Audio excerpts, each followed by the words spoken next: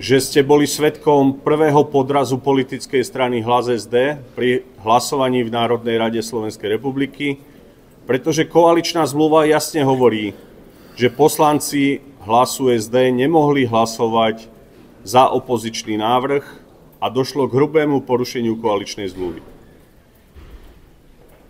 Je mi to veľmi ľúto, pretože som upozornil aj poslancov Hlasu SD, že porušia hrubo koaličnú zmluvu a oni sa často na ňu odvolávajú.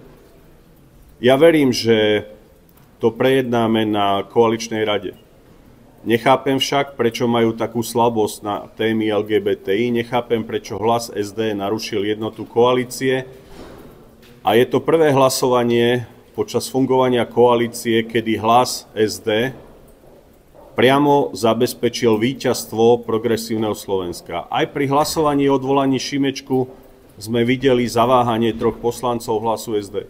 Napriek tomu to koalícia zvládla. Teraz však vidíme politický podraz Hlasu SD, kedy v téme LGBTI hlasoval s opozíciou, čo je podľa mňa závažné porušenie koaličnej zmluvy.